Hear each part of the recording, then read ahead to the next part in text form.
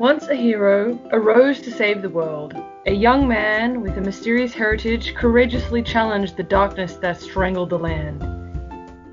He failed. For thousands of years since, the world has been a wasteland of ash and mist, ruled by the immortal emperor known only as the Lord Ruler. Every revolt has failed miserably. Yet, somehow, hope survives. Hope that dares to dream of ending the empire, and even the Lord Ruler himself. A new kind of uprising is being planned, one built around the ultimate caper, one that depends on the cunning of a brilliant criminal mastermind and the determination of an unlikely heroine, a street urchin who must learn to master allumacy, the power of a Mistborn. An exceedingly satisfying book. RT Book Reviews. Yes, so I think next we get another mention of Reshek in the journal entry, whatever, at the beginning. Yeah, and it's like it seems that Reshek represents a growing faction in the Terrace culture. A large number of the youth think that their unusual powers should be more than just fieldwork, husbandry, and stone carving. They are rowdy, even violent, far different from the quiet, discerning Terrace philosophers and holy men that I've known. They will have to be watched carefully, these Terrace men. They could be very dangerous if given the opportunity and motivation. Dun dun dun! Yes, so big foreshadowing. Yeah. So, yes, and then I think we get the attacked layer, right? Somebody attacked the layer, where they have a lot of where they look at all the dead bodies, and Celsius. The isn't it the crew's hideout? Yeah, one of the layers. Yes, sorry, I wasn't quite sure what you meant by lair, but yeah, they attack the her first crew, basically. Yeah, her first crew, not Celsius people, but the thieves. Cameron's crew, yeah.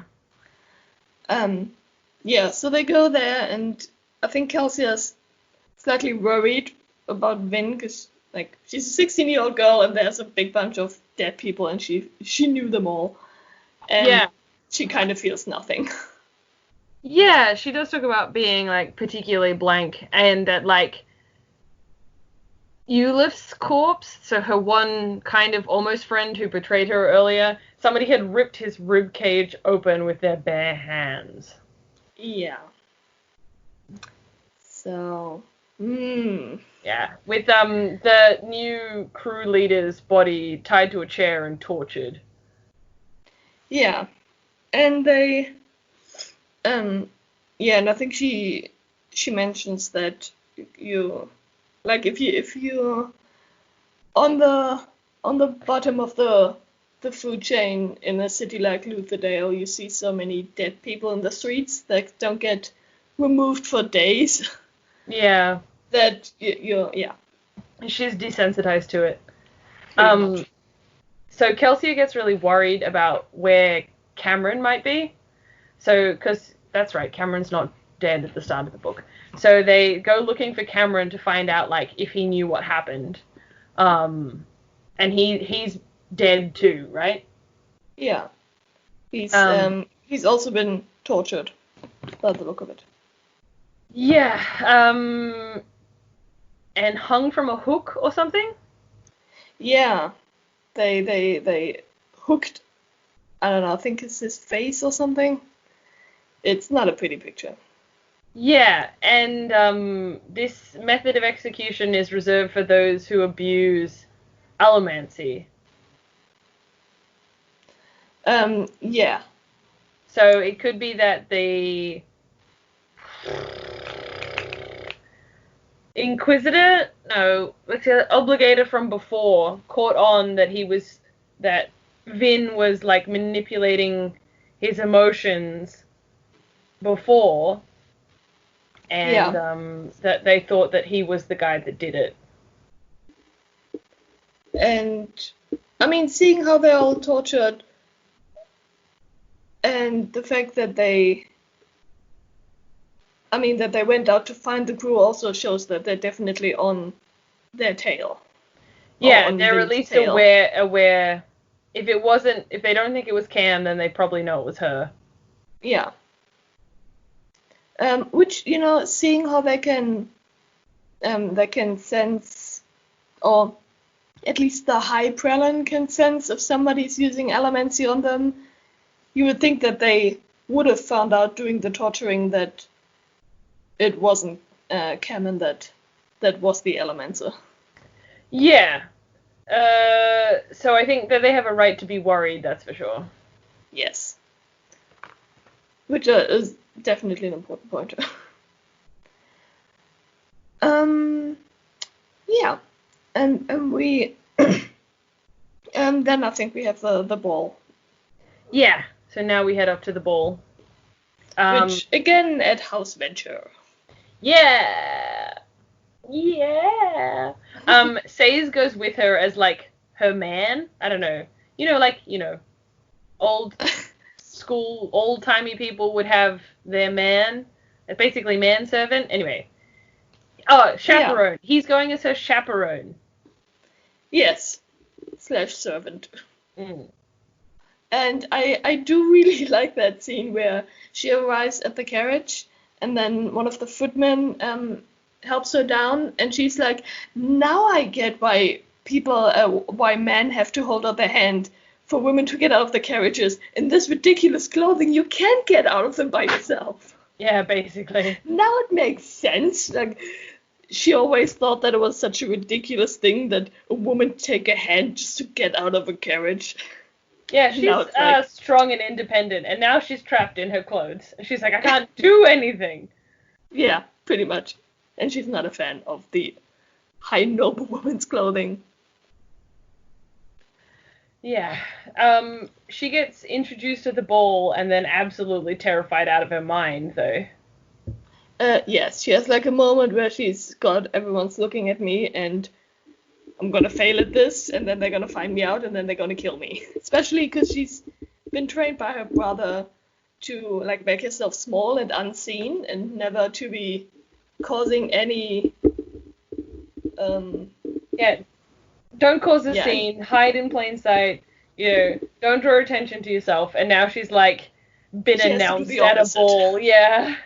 She has to be seen by the nobles, basically. And yeah, but then I think she was like thinking about how her makeup and her clothing and stuff is hiding her in a way because she isn't Vinci's, what was it, valet?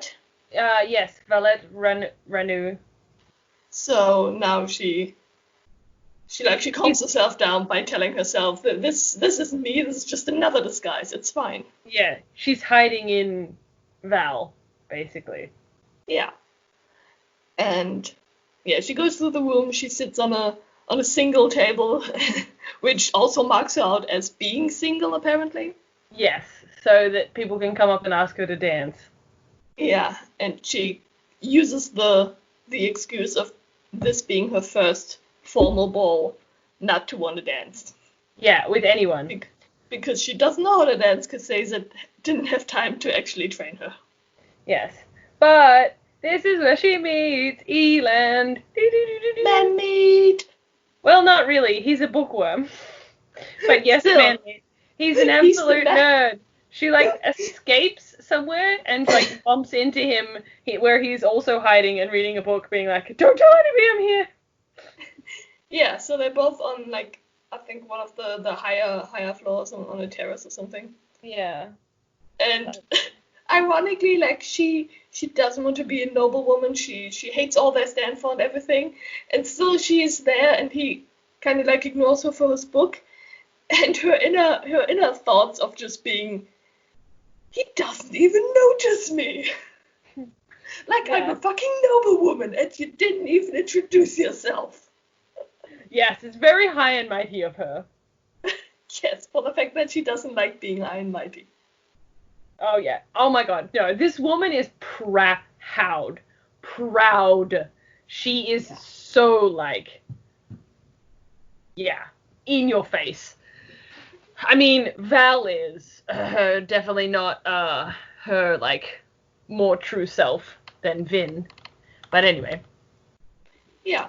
So they have like a tiny conversation of just him saying he can't dance and she's saying she also can't dance. So Yeah. Yeah. It's great. They're so cute. We also see Vin's father. So I made a mistake earlier. But Vin is actually the direct product. I think it's just Kelsia who's not got a royal father. Yeah, no, her father is a Steel Inquisitor, right? Yes, or something like that. One of those two. I don't think sorry. I don't think he's the Steel Inquisitor. He's just an obligator. Okay. He's just like somebody, the second son, and like then he became an obligator, and he's like witnessing a bet between two of the young nobles or something. Yeah. He has to, I think they pay him money to witness something, right? Yeah. At a ball, though, of all things. Yeah, and I mean, we do have been noting that there are a lot of obligators walking around like they're patrolling the nobles. Yeah, and actually keeping an eye on the nobles for the Lord Ruler. So realizing that not even the nobles are actually free. Yeah. Which is kind of interesting. And yeah, then Sazed is like, who did you talk up there? And she's like, oh, I think he was called Alan or something. He's like, you mean the fucking heir to House Venture? Yeah. And it's just like, we're gonna go now. Yeah, he seems rude or something like that is what she said, right? Yeah. And yeah, so they leave and Sazed tells Kelsia that she's caught the eye of Elend. And Kelsia's like, this is a bad idea. You just need to infiltrate the noble people. You're not supposed to like get in touch with the high nobles and become like a big thing, pretty much.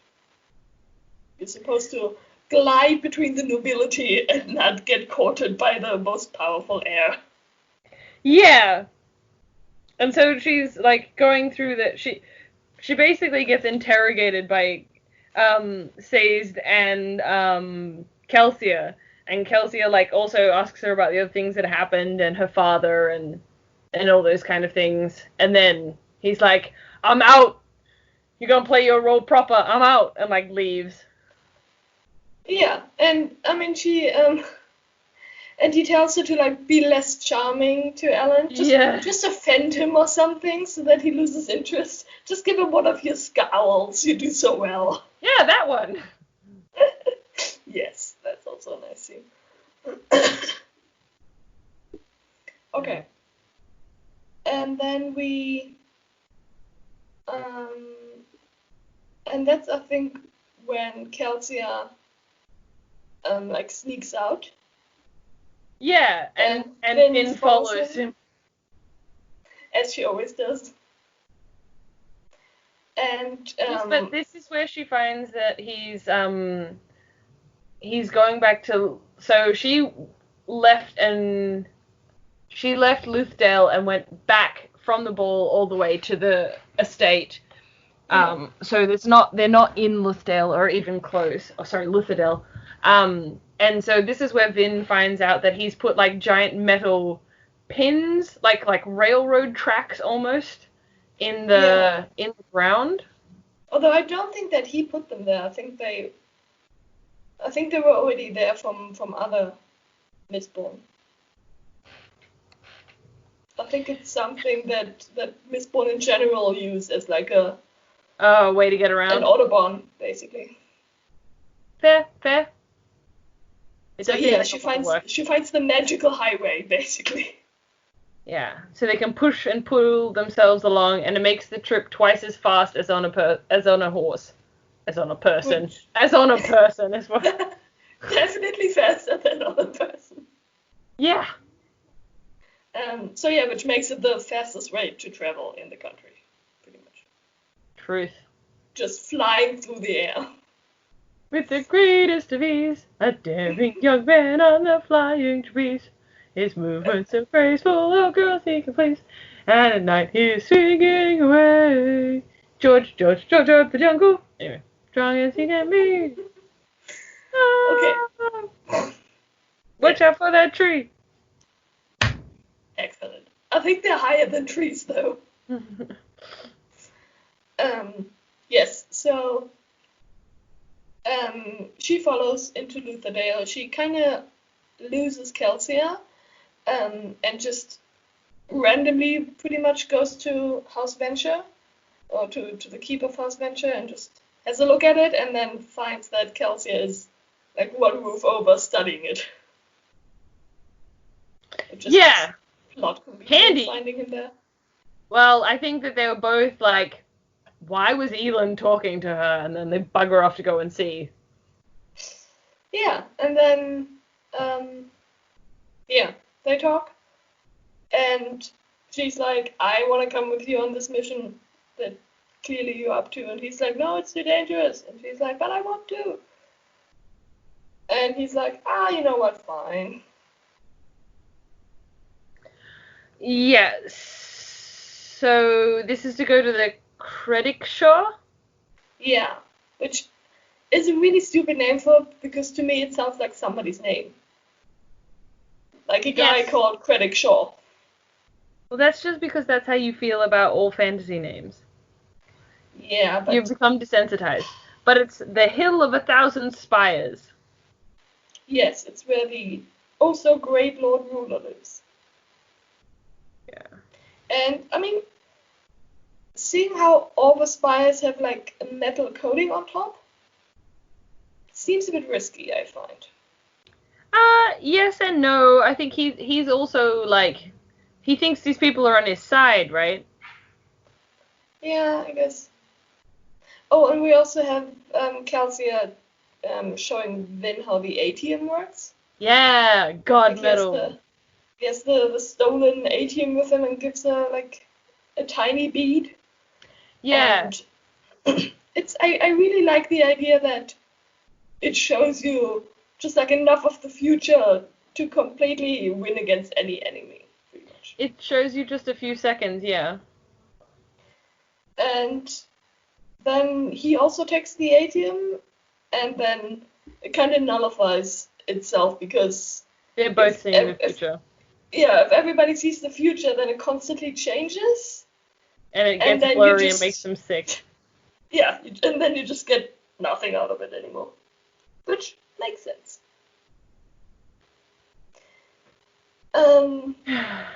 Yes. And that's when they go to Kredikshaw, and it's kind of... I think it's a bit of a stupid point to go there in the first place. It's 100%. Kelsia wanting to know what is in that special room. The last time he went, he got his wife killed, who went with him, and now he goes with a 16-year-old girl. Because tonight will be any better? Like, how stupid are you? Yeah, it's kind of bonkers.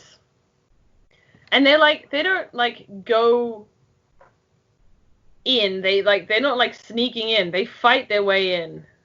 Yeah, pretty much. It's a weird scene, and it also went from 0 to 100. Oh, like, real fast. So fucking fast. It's like, okay, we're just gonna go in there. Oh, okay, now there are guards, and there are Steel Inquisitors, and oh my god, this is going as bad as the last time. Yeah, and it's like, yeah. And she finds out that the Lord Ruler is, like, so much more powerful than she is, and she's like, boo! And, like, gets really upset about it. They make it to the building within a building, whatever that extra room, special room is, where they need to go and see the book or whatever it is. And there's a Steel Inquisitor inside. Yes, which, great. And, I mean, even Kelsia gets, like, scared at the sight, which really unnerves Rin. Because if even he is scared of a Steel Inquisitor, that pretty much means that I'm dead meat now, right? Yeah, pretty much. And then 2 more Inquisitors enter the room. Yeah. And I think Calcia starts to fight them and pretty much just goes, run! Yeah, and Vin just like grabs a nearby book and it's like, ah, and runs away with a book. And he's like, why do you have a book? Why did you grab it? Why do you have it? Although like, the book scene makes, at least that one makes sense. I think at that point there was just one Inquisitor on her tail, and she like didn't have any metal left because at some point they grabbed, they pulled the coin purse from her. Yeah. So she has nothing left to defend herself with, and the Steel Inquisitor throws like some tiny sharp knives, and she's just like, book, save me, and catches them with the book. Yeah, that's right. I couldn't remember why she had the book. Yeah, cool. Yeah, and I think she was even burning atium at that point, so she saw the Inquisitor coming around to throw the knives at her, and that's when she grabbed the book and was like, I'm just gonna catch them with the book. Yeah. Book to the rescue! So... And yeah, then I think also the Inquisitor burns atium, and then it doesn't matter anymore. Yeah, and Vin loses consciousness, and something kills the Inquisitor, and then... Something protects Vin, and it's not Kelsler, and we don't know what it is. Yeah. And next chapter we have Calcia sitting in the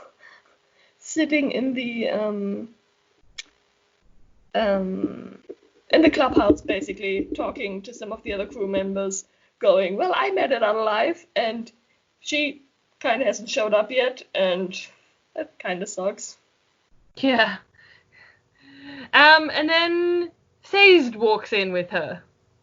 Yes. Because the thing that saved her was Sazed. Which I didn't see coming, I have to say. No, I didn't either, not the first time. But, like, no.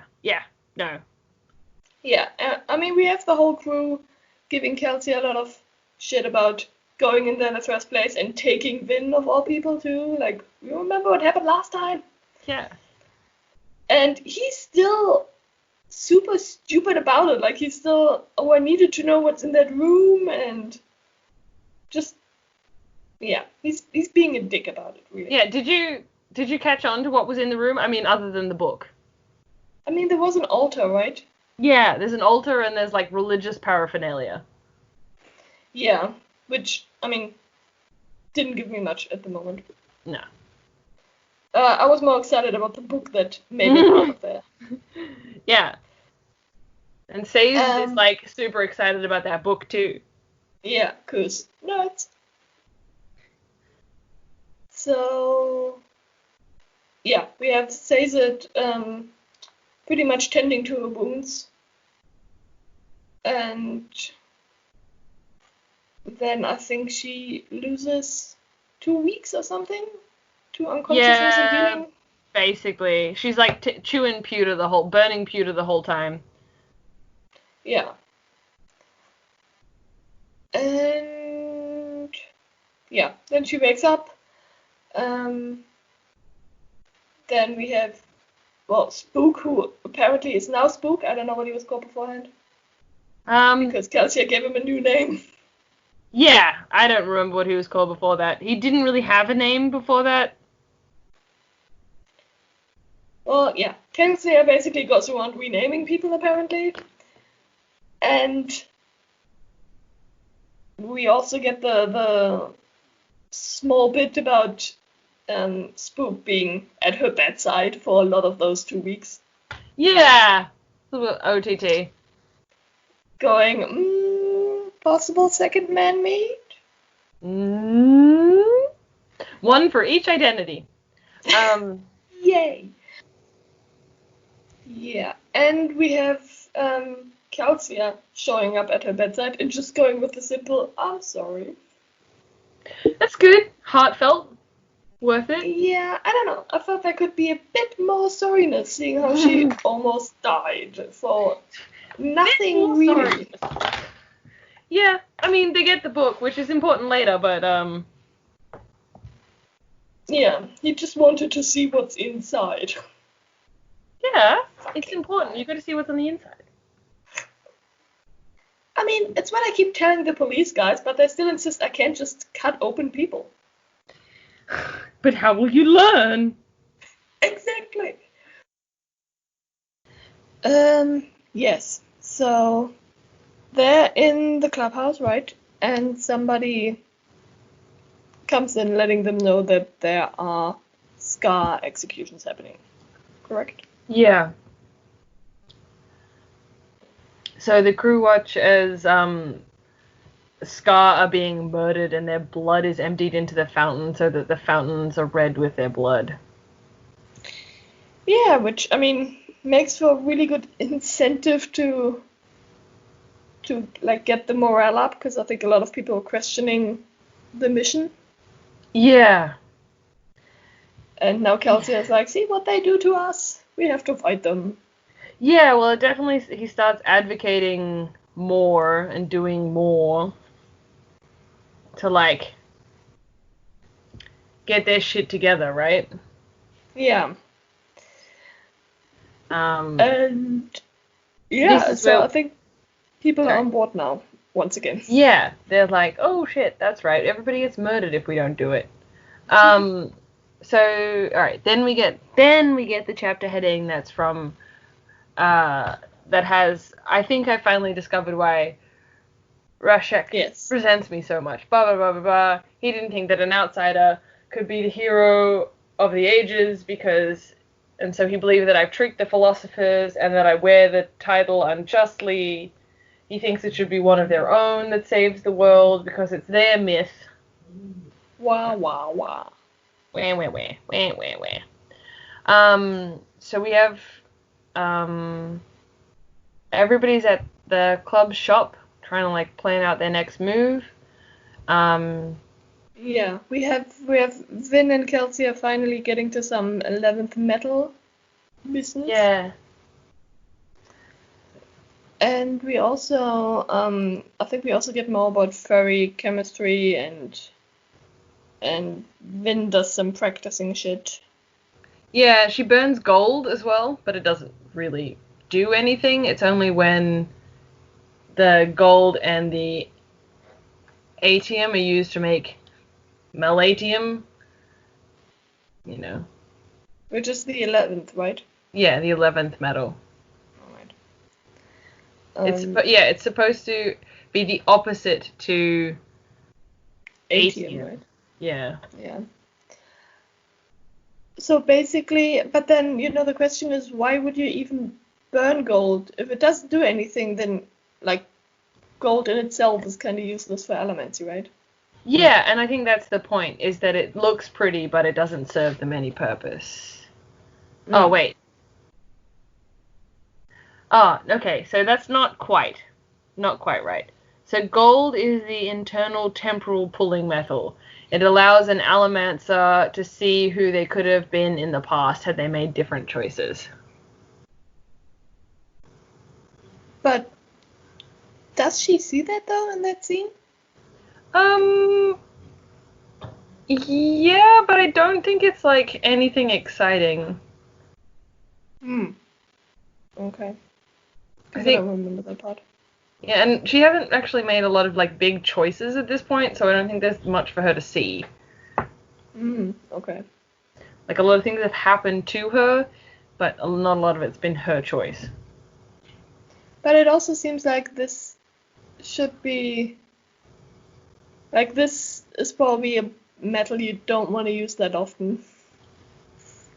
Yeah. Because just looking where you went wrong all the time and knowing what you could have had seems like it might not be the best choice. Yeah, gives you some perspective on your life, I guess. Yeah, I guess it depends what you see. Yeah, true. Okay. And then we're back in the ball. Yes. Ugh, fucking balls, man. Yeah, and it's all about trying to get the the big families to, Go to war. yeah, So to just Vin, start fucking battling each other. yeah, so Vin's spreading rumors like a mad woman about the house war and, trying to get Shan on board with all the information to spread. Yeah. I don't know, I'm not that big of a fan of Shan's, I don't know. No, but like, she's important because she carries a lot of the information. Yeah, true. Yeah, I think also Eland was like really concerned about her. Yeah, he's trying And to convince her to leave. Yeah, we gotta get to safety. I care about you so greatly. Leave so I can do the manly thing and battle the powers. Yes, the mighty men. And I think we also find out that House Venture is actually in charge of the ATM, right? Yeah. Yes, this is the point where we find that out. So I spilled the beans earlier. But yes, this is what they make their money doing. Which means that all the other houses have to buy it off them. Yeah, and which also is interesting because so far we thought that it was just the Lord Ruler that had the complete control over the ATM. Yeah, but that turns not to be the case. Yeah, so Kelsey being wrong. Yeah, then I think some kind of fucking bullshit is going on with Elon not to trust the lad. Yeah, so Elon's friends, the ones that the Hastings guy and the other yeah, and the other households. Yeah, they're like, she's really weird and like you shouldn't trust her. Like she's doing some really weird things, asking terrible questions, and also she's really inflaming these war rumors. So like, you think this is the woman for you? Like, be real careful with her.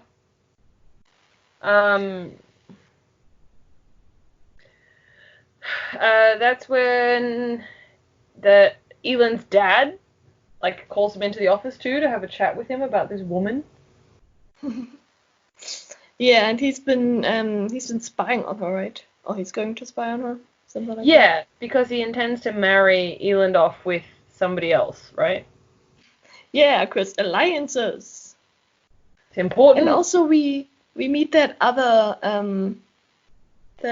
like not Miss Wraith, but the other shapeshifter basically. Yeah, Tensoon. Yeah.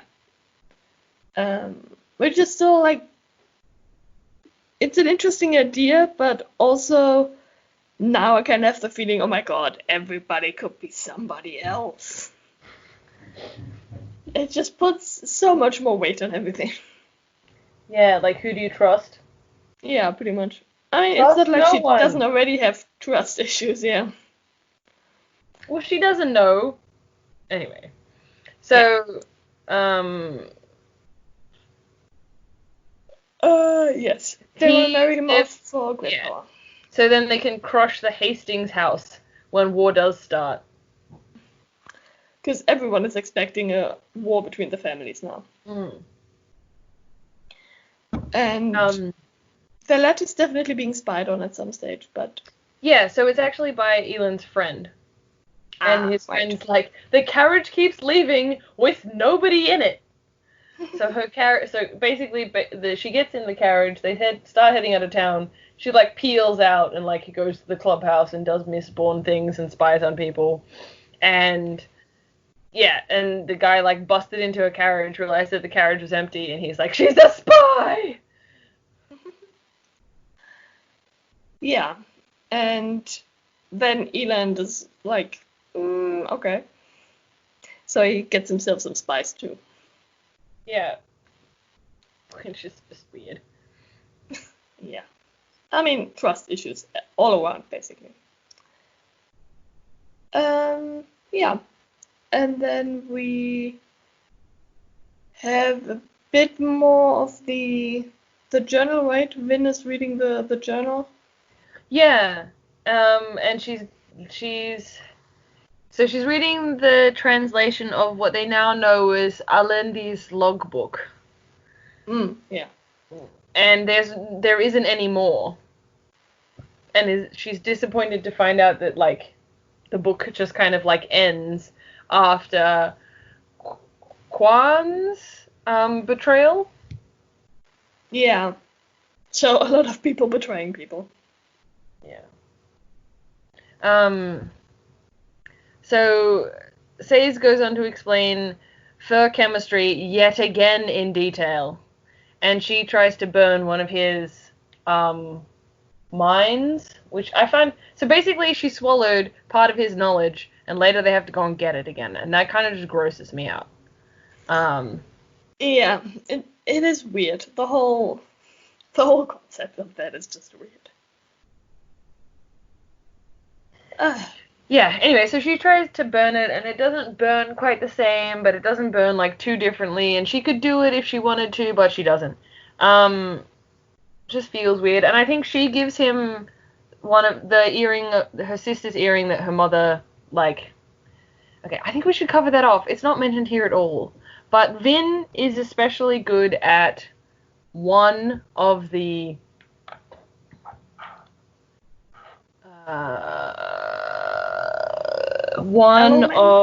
elements is because her mother started the process normally used to create a Steel Inquisitor over her as a child and killed her baby sister because it gives you double the amount of powers, right? So it embeds more power in you. Yeah, but why would you do that to your child? Because she had, like, visions of Vin being, like, impressive, and she, like, is a bit crazy. And that's why her brother leaves with her, is because their mother killed their youngest sister. But what you don't know is that she killed the younger sister to give Vin more power. God. Yes. That's why the earring is so important. She's more powerful when she's wearing basically the earring, because it was the thing that was used to, like, transfer the blood from her sister into her. Which, once again, the whole idea of the whole spikes in the body and everything, I mean, an earring is the most tame part about all of that, but... Yeah, well, she doesn't get a huge benefit out of it, does she? No. But, I mean, I guess we're lucky that she that she kept it with her. And didn't abandon it at some point in the beginning. Well, she eats it at one point just so that she could keep it. Yes, once again, I don't want to know how the scene of her retrieving it. Yeah. Alright, cool. So we have all that.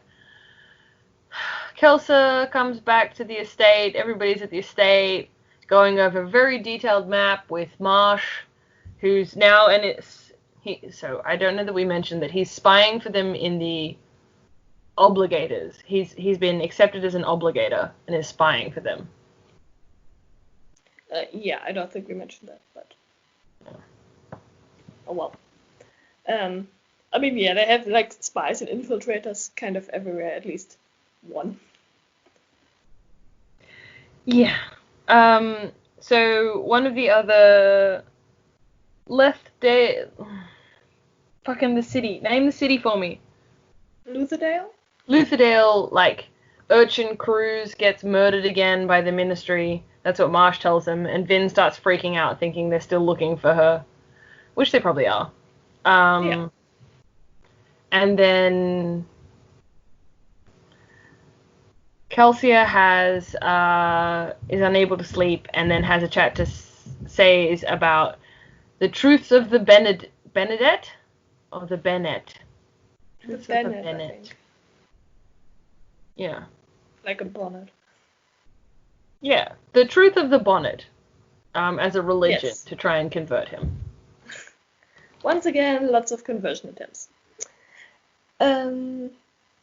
Yeah, and then I think we're back to the balls, right? They're always balls. Yeah.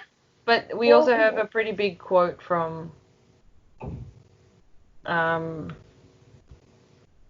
what we find out is Alendi's logbook.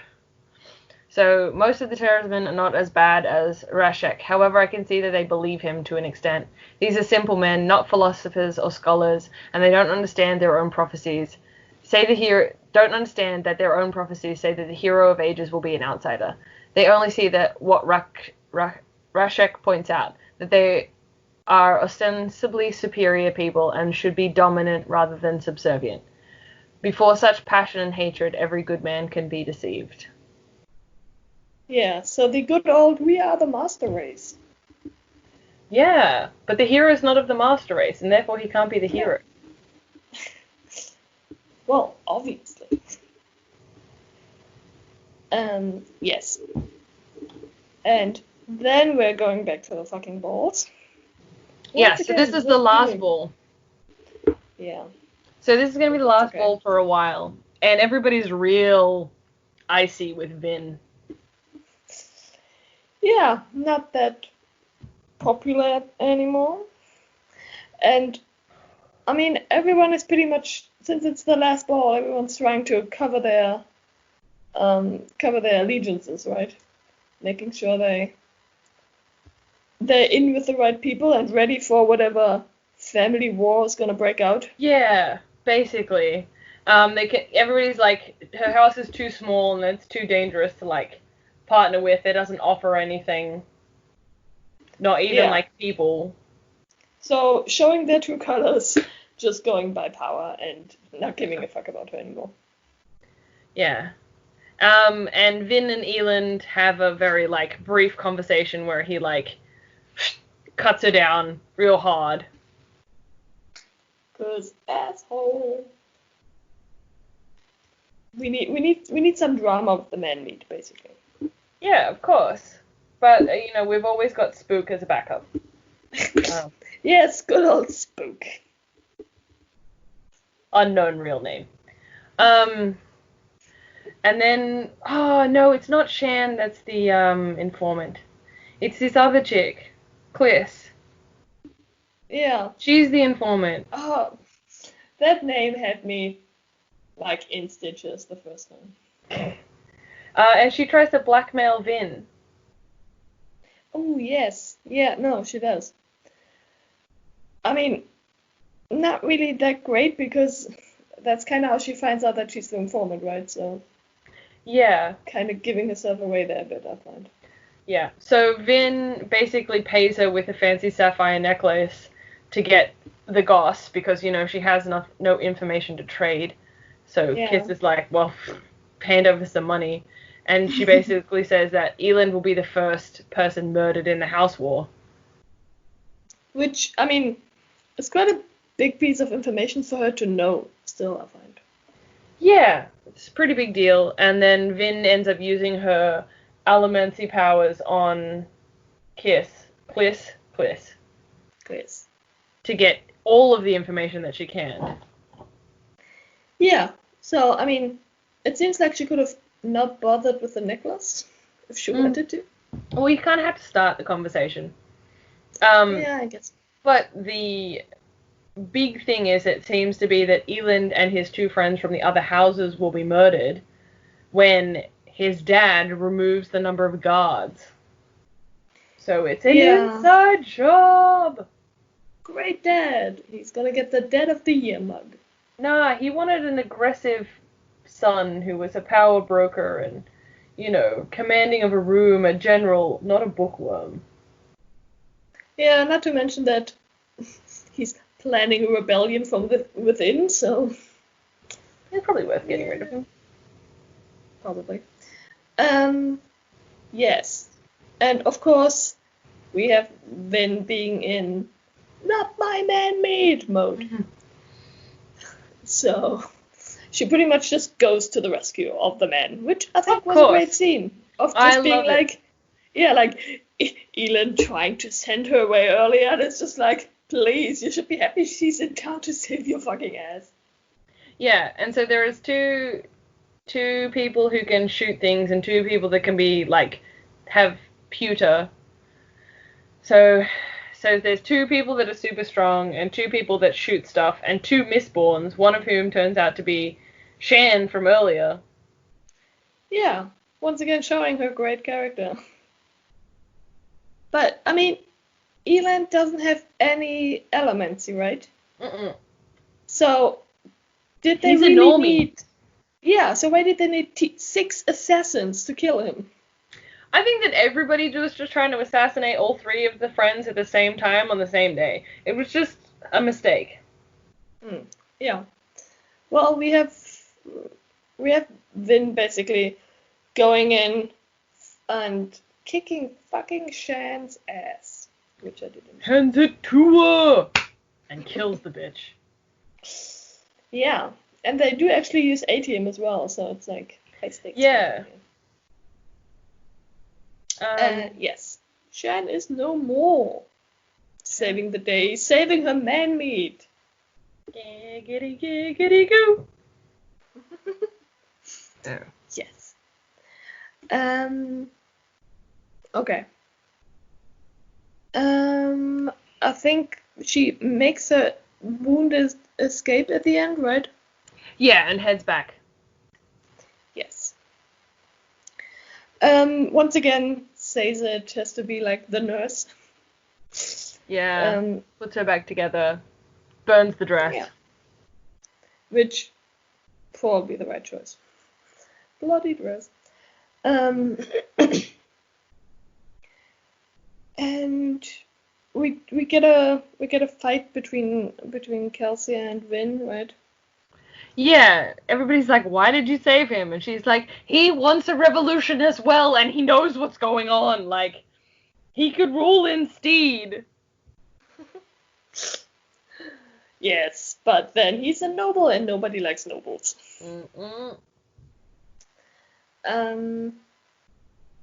Yeah, we have a bit of a like fatherly moment with Kelsey.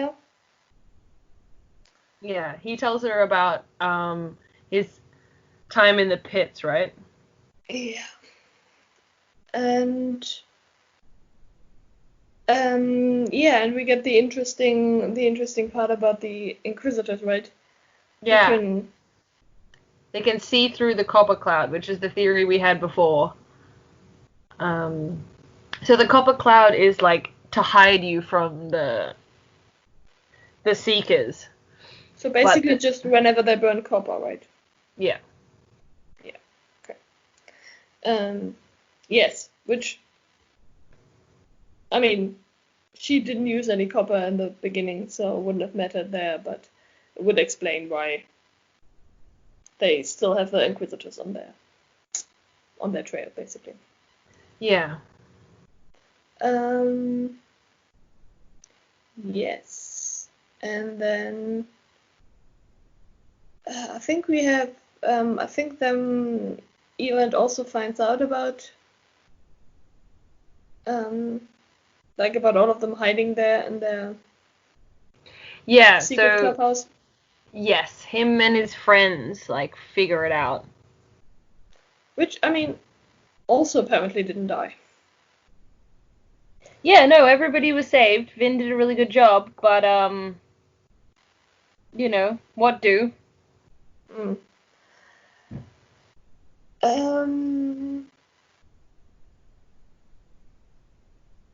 Yes. Okay. After that, Eland is taken by his father, isn't he? Yes. Explaining that he was that Shan was the Mistborn and that she was the one that tried to assassinate him. Definitely not his father or anything. No, just a bad woman. Because that's how that goes. And then I think we have like the family war starting, right? Like Hastings and that other family are starting to attack. The one that starts with E, the third most powerful house. Lariel. Yeah. Yeah, we have like another cutesy man-meat backup moment with Spook. Yeah, they're on the roof watching the fights and the war. Such romance. Yeah. And talking about Tin, right? Yeah, learning how to ignore the sensory overload, right? Yes, which, I mean, I would still think is an issue, but eh. I mean, yes, until you get desensitized to it. Yeah. Okay, then we're off to meet Marsh, Yeah. and they talk to somebody on the way. I Yeah, they talk to some of the don't remember Scar that one. tenants. Maybe. Yeah. Um. But once they get there, they have a flayed and dismembered corpse in the middle of a blood-soaked room. Yes. Definitely has to be Marsh. Yeah, pretty much. Vin sees the hollowed out table leg that Marsh used to smuggle maps earlier, and she takes the table leg back to the clubhouse or something. I don't know. Yeah. But there's a note in it from Marsh. Yes. And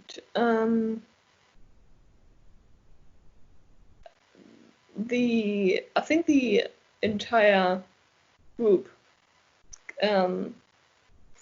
goes into hiding, right? They go on the boat. Yeah, pretty much. This is it. They're going underground. Because since Marsh has been found out, apparently. Dismembered, yeah. Yeah. We're kind of, they're on to us. Fuck, this is ruining the whole operation. Yeah, pretty much. And we have Kelsia going on a super duper mission to the pits of Hessen. Yeah, to destroy everything. I'm gonna burn it all down. Do you want me to read the note? I found it. Oh, yes. Okay. So, this is the note from Marsh. I think the Inquisitors suspect me. I've been asking too many questions. I know they sent at least one message to a corrupt obligator who has supposedly trained me as an acolyte. I thought to seek out the secrets that the rebellion might need to know. How does the ministry recruit Mistborns to be Inquisitors? Why are the Inquisitors more powerful than regular Allomancers? What, if any, are their weaknesses? Unfortunately, I've learned next to nothing about the Inquisitors. Through the politicking within the ministry ranks continues to amaze me. It's like regular obligators don't even care about the outside world, except for the prestige they earn by being the most clever or successful in applying the Lord Ruler's dictates. The Inquisitors, however, are different. They are far more loyal to the Lord Ruler than a regular obligator, and this is perhaps part of the dissension between the two groups. Regardless, I feel that I am close. They do have a secret, Kelsia. A weakness, I'm sure of it. The other obligators whisper of it, though none of them know it. I fear that I have probed too much. The Inquisitors tail me, watch me, ask after me, so I prepared this note. Perhaps my caution is unnecessary. Perhaps not.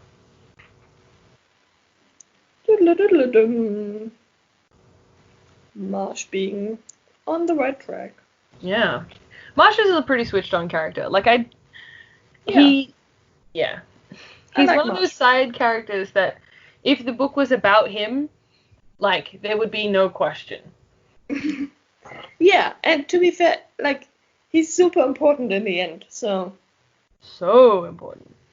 He's on his fucking game. I like Marsh. Yeah. Anyway, so, everybody's out, everybody's going to hiding. It's like, shit's done, we're fucked, alright, bail. Panic stations. Except for Kelsia, who's like, I'm going to the pits! And you're like, why? And he's like, I have things to do. But, his plan is to destroy the crystal formations that produce the geodes, which have the atium inside of it. Right? Yeah.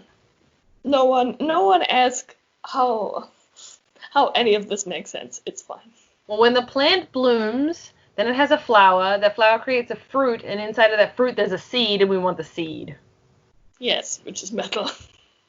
Yeah, all of it's metal. I don't understand. Yes. Okay. And then we have some more talking about the 11th metal, right? I never remember the proper name for it. They introduced it as the 11th Malantian. metals. Yeah, so that's all it is to me now. Yeah. And Yeah. then...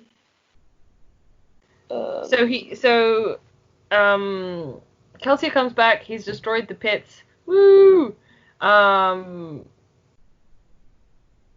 Then there's another gathering in the square, isn't there? Yeah. Yes. They gather up,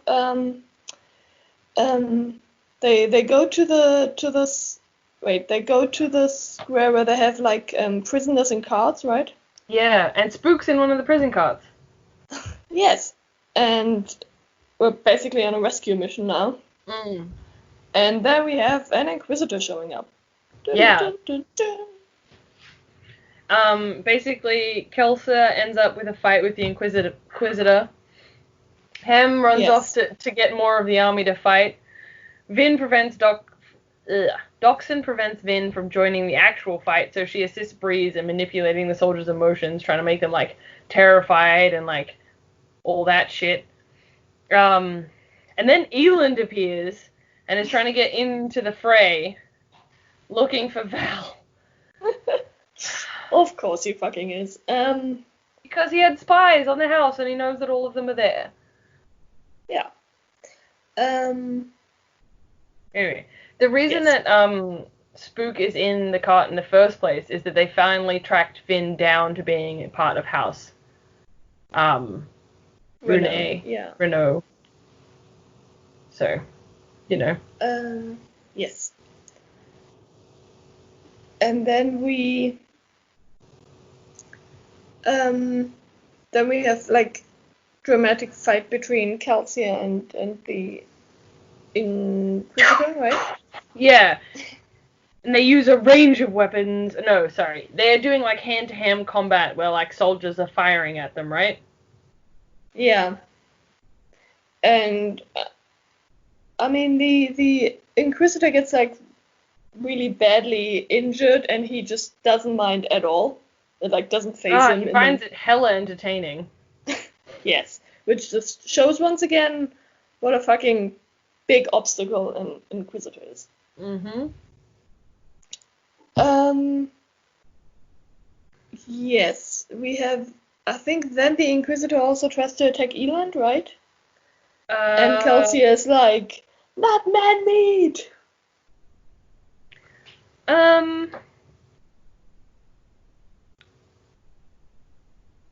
At least that's like the big thing that stuck with me. Okay, yeah, I think that's a little bit later. But, so, we have the Kelsier fighting the Inquisitor, and then we have all the rebels, like, opening all the cages, and Elan, like, rushes up to Ranu, demanding to know, like, which cart, like, Val is in, try and, like, save her and be the hero. Then we have, the Inquisitor, like, kills Ranu, who's our pseudo noble Misrath. yeah. So he has to like fake his own death. Because he can't die from the axe. Yeah. Oh no, I am dying. Yeah, and then Kelsier saves Eland because Bendel starts attacking Eland for no reason. Yeah, and then we have the fucking hilarious ending to the fight with the Inquisitor.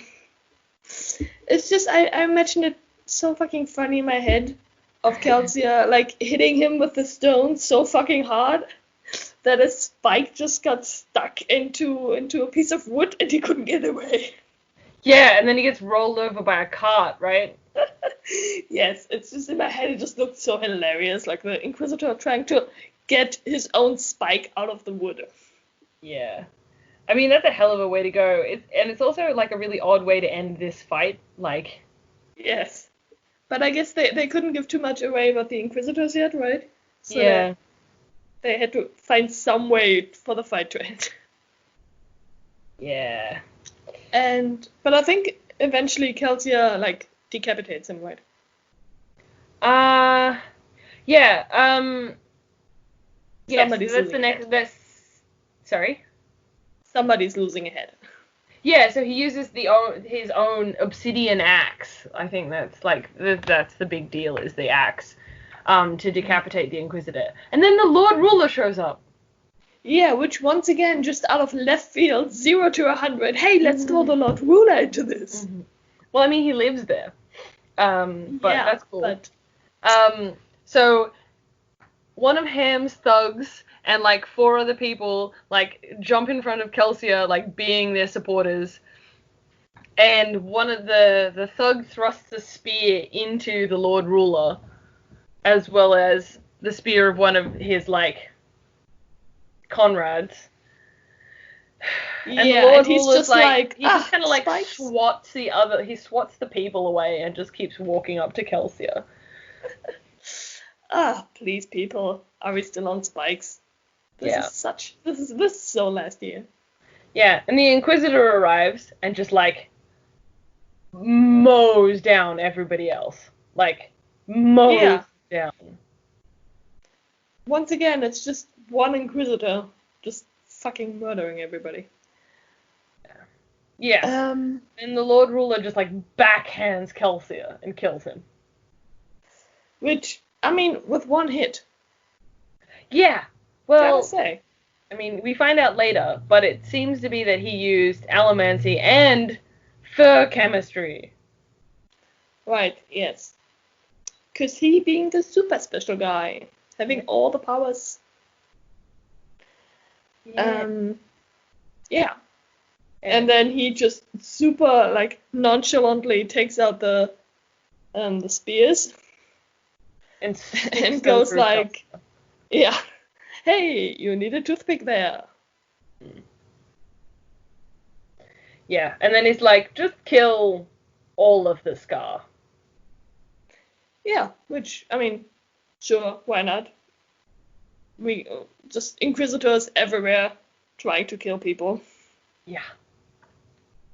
And I think then we end with Vin being dragged away into safety. Yeah, Ham drags her away. Alright, we're getting to the crunchy bit. Yeah.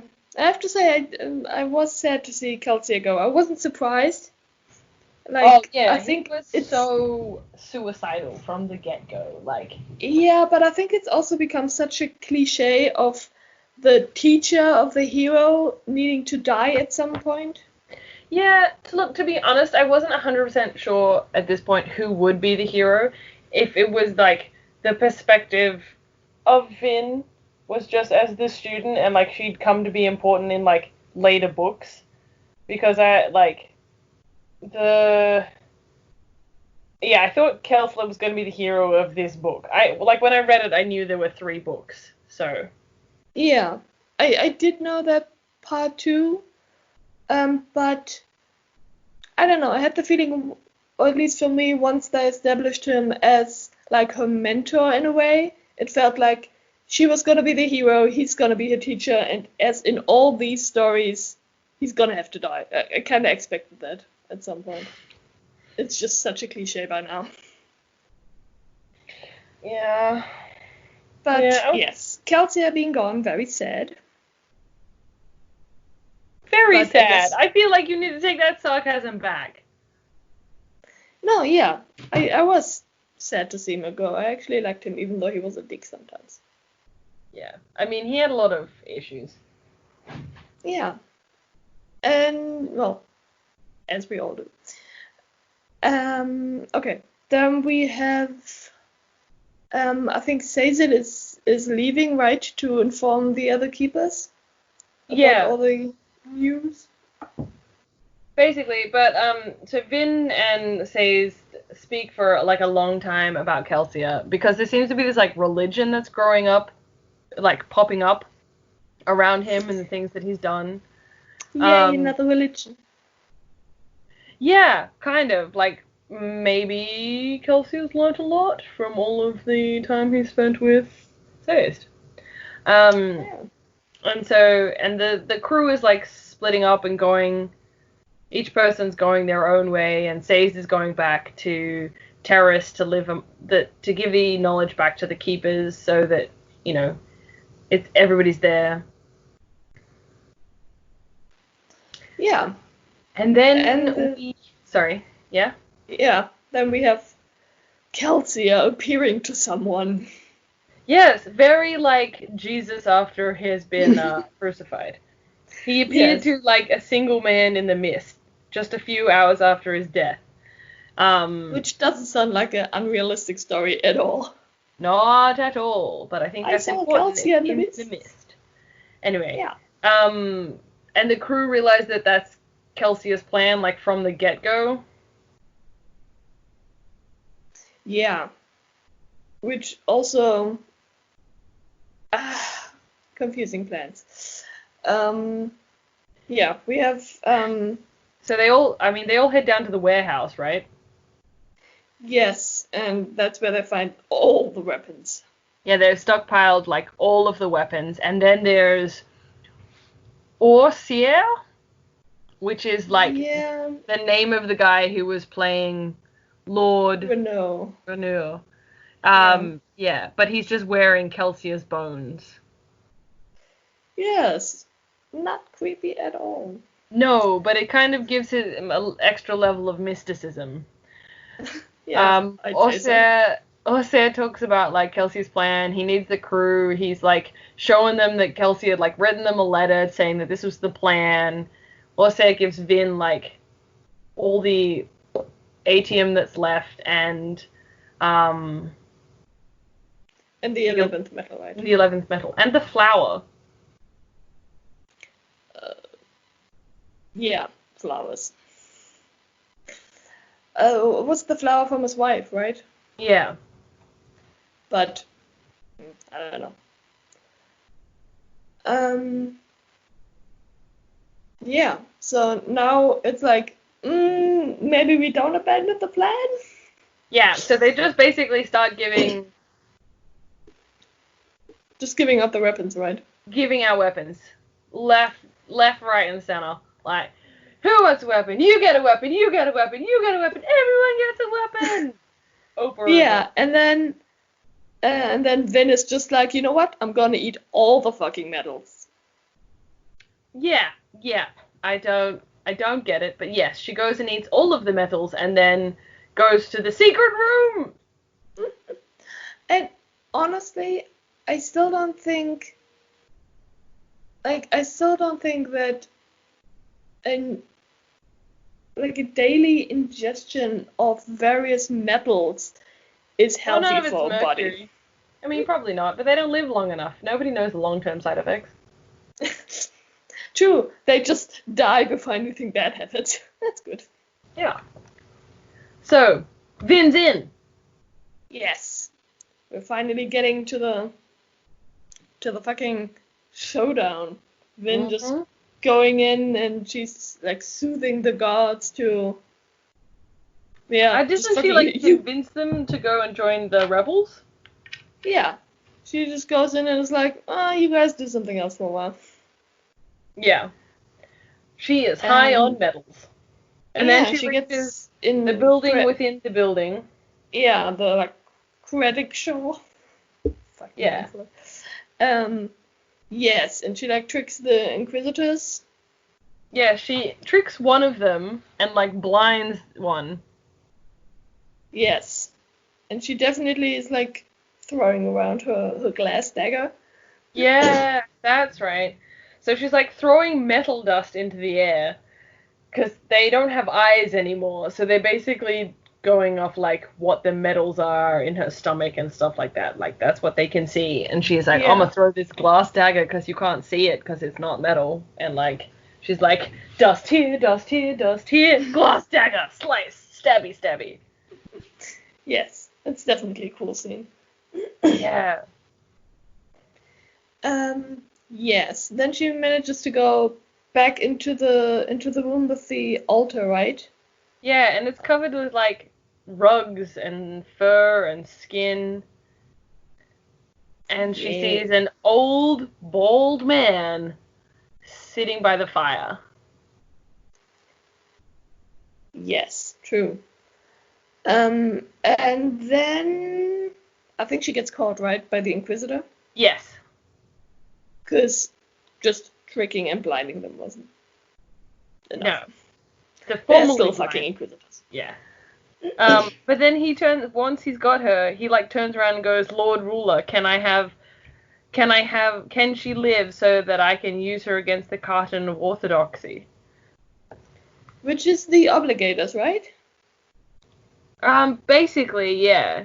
It's the non-Inquisitor version of it. It's the bureaucracy part of it. Like, it's the people that do divorces and weddings and land purchases and, like... So, is it like a part within the Obligator? Yeah, so it's part within the organization. Okay. Because that was a bit confusing. Yeah. So they want to use her to prove that she's the Lord Preland's daughter. Yes. So they can finally get some revenge on them for whatever reason, really. Yeah, whatever internal reason that they have. And then she burns the 11th metal. Yeah, and it gets like really confusing. Yeah, she's like, I don't know what the fuck's going on. The Inquisitor's like, ugh! Like, knocks her out. I don't know what the girl is doing. Just hit her really hard. Hit her in the head. Hard, but not too hard. Solves every problem. So, yeah. Then I think we're back with Eland, right? Yeah, we get a perspective switch with Eland, and he's meeting up with his father. And his father's like, we're leaving! There's a rebellion on, and it's not gonna end well. And Eland's like, nah, I'm cool to stay. And the father's like, yeah, cool, I'm cool with you staying too. Please die, and leaves. Yeah, once again proving Father of the Year award. Yeah, but he, like, immediately abandons his keep and goes to another keep, right, to join forces with them. Yeah, which going much against the family war here. Yeah, well... And then, so he takes everybody there, and then he goes and, like, hands him over to the Scar leadership, and he's like, we're gonna go surrender. And, I mean, in the hopes of saving lives more than anything else. Like, he wants to negotiate. Yeah, because he has to prove that he's the good man meat. Okay, and then we have... We're back to Vin. Yes, we're back to Vin, who's... Like, they're forcing aluminium into her, right? And I like that it's spelled aluminium. I didn't actually look at it's spelled aluminum. I mean, it's American, right? It is, but, like, I'm not. I'm allowed to be mad. The rest of the world has one word for this shit. It's just... Get on board, get out of stupid units, get on board with aluminium instead of aluminum. It doesn't fit the nomenclature. Well, once again, America has to have its own fucking bit. Oh. Yes, okay. So, they're putting clearly the wrong metal into her. Well, they put aluminium in her to get rid of all the other metals. Yes. And then I think they're dragging her out to the Lord Ruler, right? Yeah, I believe so. Okay. She has a revelation about gold and the 11th metal, right? Oh, was that here? Yeah. Okay. I didn't remember that one anymore. Oh, okay. Anyway, so Car and another Inquisitor, Marsh. Dun dun dun! He's alive! Yeah. Come to take her from her cell to the throne room. Yes. Because now we have to face off with the Lord Ruler. Yeah. One of the, so the Preland is like, the one that turns out to be Vin's father, is like super concerned that we're not paying attention to the rebellion that's happening outside, and the Lord Ruler's like, this is inconsequential, I don't care. he's so removed from everything because he's so old. Anyway, Yes. and so with Vin there as their proof, the Inquisitor that is not Marsh argues that the control of the Steel Ministry should be taken away from the Obligators and turned over to the Inquisitors because They've been making mixed blood children. babies. Yeah. So not allowed. Yeah, and the Lord Ruler's like, oh, you're not following the rules. Here, you can go to the Inquisitors, who immediately, like, stab him multiple times with knives. Yes. And there goes Papa Vin.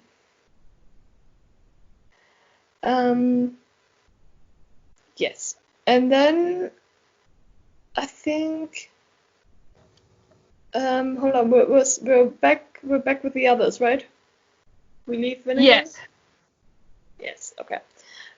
Yeah, so we're back with the other guys. That Vin's been captured, and nobody can rescue her.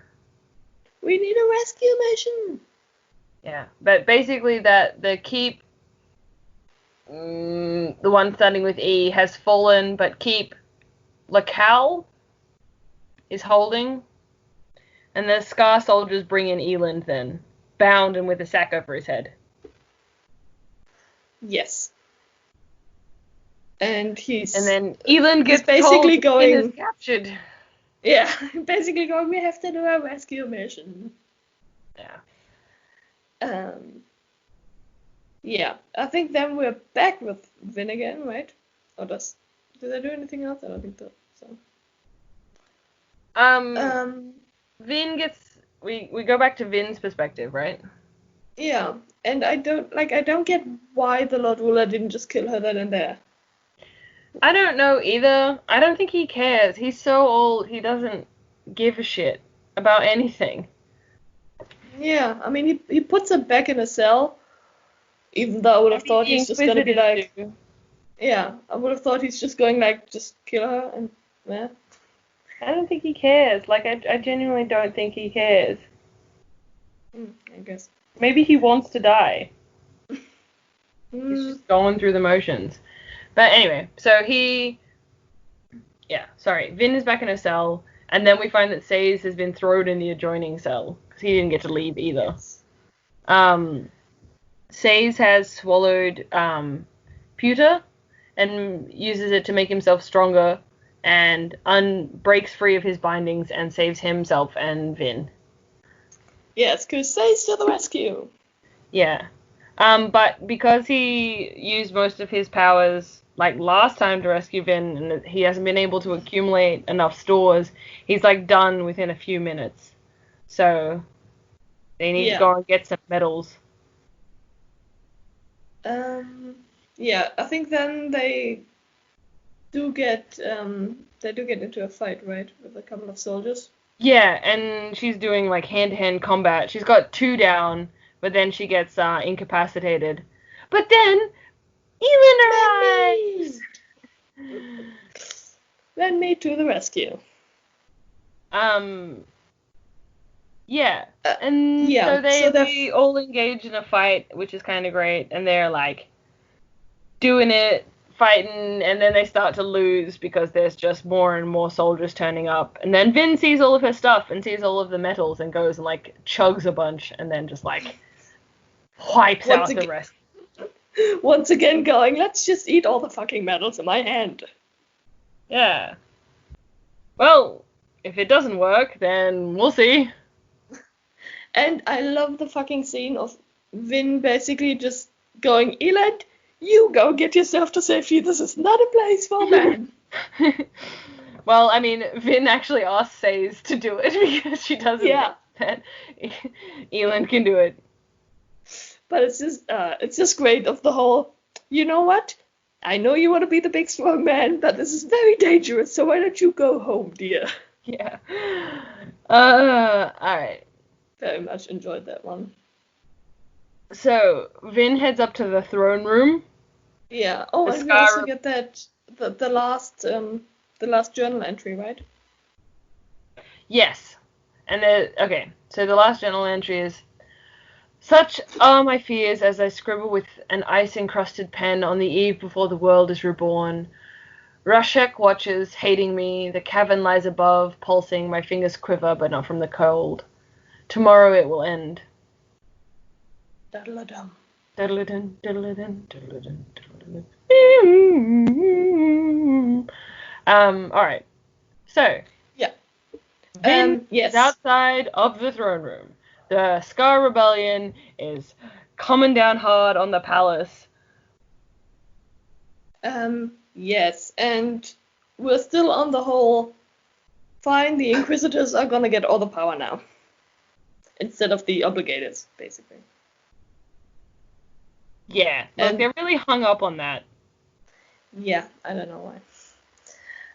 Like a lot of other issues, but no, let's talk about who's in charge of whom. Yeah. So, yes. Car is, King of the Inquisitors is having a reflection on his version of what life would look like during his, like, ultimate rule of everything. Anyway, during this reflection, his great big spiel, Vin's like, haha, I'm in! And challenges the Lord Ruler to a dance battle. Basically. She's using the 11th metal, right? Yeah. And, and tries to, I mean, with the 11th metal, they see another person like their soul out of their body. Not quite. It's like what you do with gold, but for somebody else. So basically, like, when you have gold, you can see what your past would look like. If you made a different choice in the past, you could see what your life would look like at this point. Yeah. Whereas, like, if you take the anti-gold, excuse me, oh my god, I need to go to bed. I have to get up in a few hours. If you take the anti-gold, the 11th metal, you end up seeing what other people's lives would have looked like if they had made different choices. So she ends up attacking their, like, pseudo-ghost persona, and his is, like, basically just, like, tribal elder in his village. Yes. So, I mean, wouldn't have been a bad life for him, I guess. No, not at all. And then we get into a fight with the Inquisitor, right? Yeah. So she kicks him. He, like, goes to grab her, and she kicks him. And the Lord Ruler calls for all the other Inquisitors. But that's kind of a bust. We have, like, Marsh coming in alone. Yeah, and he's gone through and removed everybody's linchpin spikes as they were sleeping, killing them. Which is, yay, Marsh! Yes, I mean, he definitely found out the info he needed, seeing how it's, like, one of the only ways to kill them, right? Yeah. And then he walks up behind Carr and removes his linchpin spike. Which seems like such a simple thing in the end. Yeah. Like, we fought so long to kill an Inquisitor, and then it's just, oh, let me just take out this stick here. Yeah, well, I think that it's the bit that connects all the different spikes, right? And you do have to be quite strong to remove it. Probably, yeah. Yes, and then he wants to take out the spike from the Lord Ruler, which is kind of mute because the Lord Ruler doesn't have one. Yeah. Which, I mean, I don't know why he assumed that the Lord Ruler would have one, but... Yeah, so this is where we get the... So the Lord Ruler doesn't have any spikes because he's not an Inquisitor. And he pushes everyone away from him using metals, and even the metals in Vin's stomach kind of, like, react to it. So I think she or, like, Marsh, somebody has, like, a bit of his clothes, and as they push back, they tear away the clothes, and you can see the different rings that the Lord Ruler wears, which are really just the bracelets, right? And for furry chemicals, right? They're the fur chemical bracelets, and one of which is atium, and the atium it like stores like youth. Yeah, stores Yes. youthfulness, right? So he's like using it to stay young forever. Yeah, which I mean, I didn't quite see. Like I would have more assumed that it would be the 11th metal that would store youth, but it doesn't really matter. That's why he wanted so much of it, right? So that he could store his youth. Because I think there's some compounding factor. Yeah. Yeah, like some of these things I find are a bit complicated. Yeah. Anyway, yeah, so he attacks Vin, and her earring, right, gets lost. Yeah, he pushes Vin's earring out of her earlobe, which turns out to be her own bronze hemorrhag spike. It's basically spike, yeah. Yeah, it's her own kind of like Inquisitor spike. As I was trying to explain with her like sister being murdered. Like that's one of the key parts, right, of this whole process is that you get the powers that you have because somebody else died to give them to you. I mean, do they kill like it's one person for each spike. Okay, so whenever they make an Inquisitor, they have to kill like what is it, 10 or 11 people? Yeah, and they have to kill them like in one for each like of the different metals. Like you have to have a tin eyes for the tin eyes and like stuff like that. Which I mean already means that you have to find a lot of elementals. Yeah, and then you have to find somebody who can host them. Like yes, I think they also need to be. Do they need to be Mistborn or do they just need to be an elemental? Well, Marsh is just an elemental. Okay. Yes. Okay. So but the advantage of being a one of those seekers, you know, because he was Iron Eyes, is that he can now he can see through everybody. Like he's got double the amount of Iron Eyes power. Yes. So go Marsh. Anyway, but I don't know what this changes, but it gives Vin the ability to channel the mist directly. For some reason, she now has control of the mist. Yeah, basically, I didn't understand that either. She basically loses her advantage spike and gains more power. Yeah, this is like to do with the well and the like the 11th metal and like the deepness and anyway, this is confusing to say the least. I still really enjoyed this story despite the fact that this ending is fucking bonkers.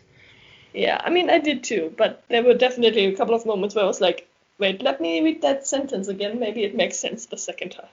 Yeah. Well, she manages to pull his armband off, forcing basically his old age reversion. So now he's really fucking old again. Like 1,000 years old. Yeah. Then, Sazed arrives, giving Vin some metals to ingest, and then they all have a conversation with the Lord Ruler. You know, followed up by Vin stabbing the Lord Ruler with a wooden spear. Which is such a blasé ending to him. Yeah, but I think, like, it's just, I think it's true because, you know, it turns out the Lord Ruler is that the Lord Ruler is Rakesh, who killed the hero of ages and, like, sank into the darkness effectively and tried to redesign the whole world. Yeah. Which, I mean, props to him. Quite an achievement.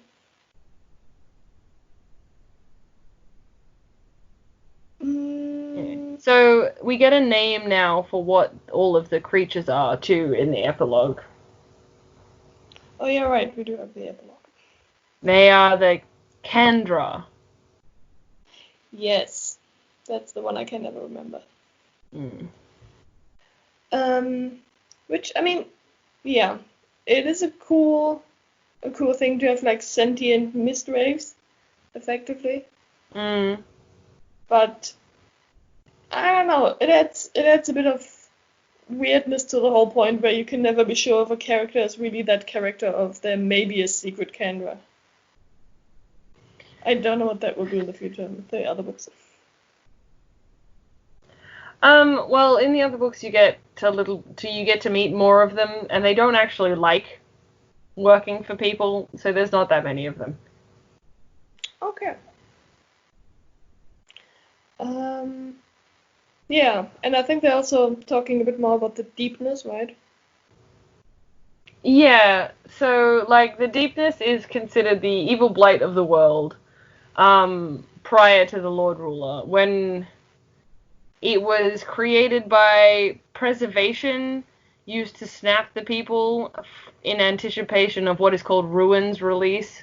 It's a complicated religious system.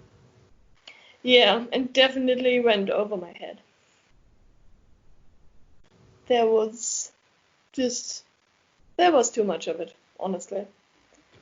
Yeah. Well, but I'm assuming it'll make more sense in the future with the other books. Yeah, so the reason that Vin gets more power when she has the earring removed is in the metals that she consumes. She also takes on the shard of Adonalesium. Okay.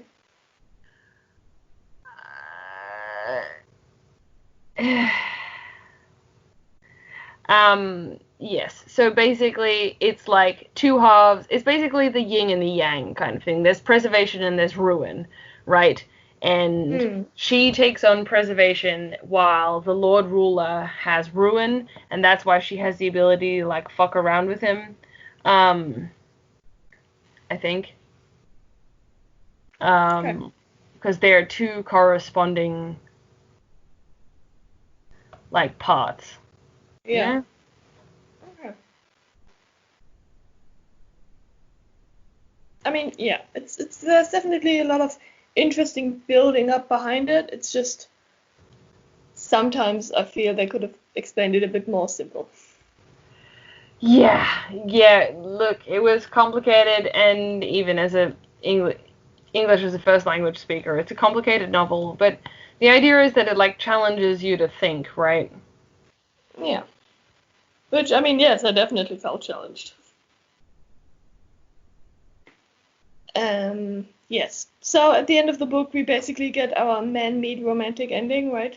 Yeah, we do. They end up getting together, and they're so cute. And she effectively becomes, like, his mistress at this point.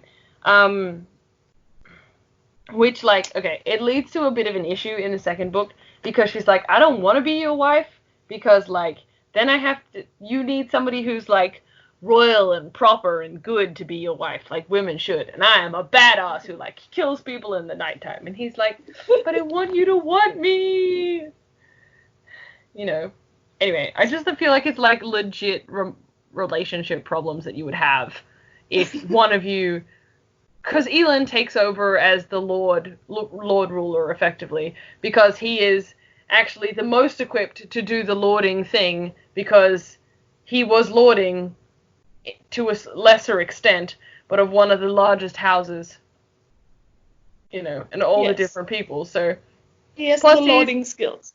He has the lording skills, which, like, it is a job that requires work, and you can't just kind of step into the role. And I think it was really good that they ended up picking him, where they've tried to introduce different classes and give the Scar more rights, and they go on to talk about, but, like, it was a smart idea to put, like, Elend in charge, because, like, he wants change, but he could, like, make the change appropriately, because he knows how. I don't think it would have ended well if they would have given Eden the power. But, no.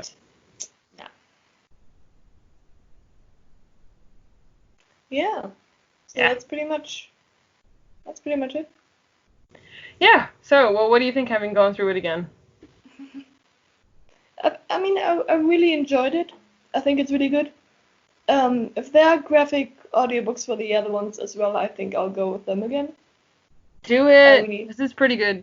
And I feel like you'll probably get more explanations for all the things that, like, really bugged you this time around.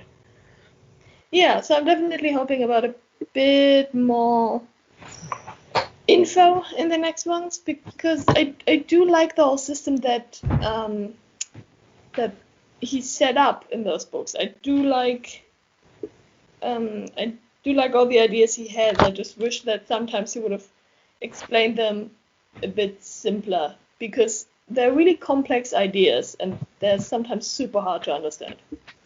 Yeah, and I mean, fair enough. I didn't so much struggle with the ideas, except now when I'm trying to articulate them to you. When I was reading them, it didn't seem that many things for me to overcome, and that could be like a language thing, but also that these are like the books that I want to and choose to read like more regularly. So I guess I'm just kind of expecting the story to be a little bit crazy, bonkers sci-fi anyway. Yeah, maybe.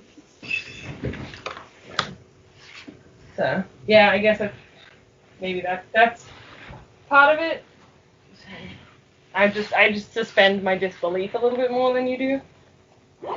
I mean, it's not even a problem of disbelief. It's really just the way the concepts are explained to me. Like, I don't have a problem with them using metals for powers and that sort of shit, or going with like powers of the gods or whatever. It's just the explanation for it sometimes is just weird to me. Yeah, well, I think that could potentially be the language that's used, and it could potentially be a bunch of other like little things as well.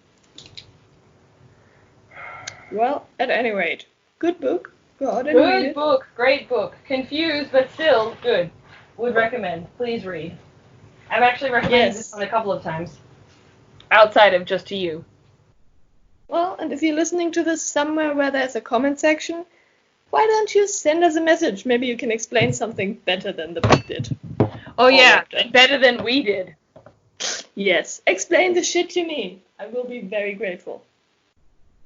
Alright, I found out what Spook's real name is. Oh, come on, let's hear it then. Mistborn. Oh god, I mean, I thought Spook was a shit name, but it certainly got better. Yeah, it's an improvement on some. Yes. Okay, well, Spook not being a shit name after all, great ending. Yeah, 100%. Much better ending. Okay, well, thank you all for listening. Do follow us on all the social medias, Instagram, Facebook, whatnot. Listen to us. Listen to the next episode right here, where you already are, or on many of the other podcast platforms. We're on Stitcher, iTunes, we are on Spotify, on YouTube, and on our website. Yeah, you can listen to us on our website. Definitely check out. Yeah. Comment, do all the things. Let us know what you think. Yeah. Go on our website, choose a new book. Alright. Well, we'll see you guys next week. Or hear you guys next week.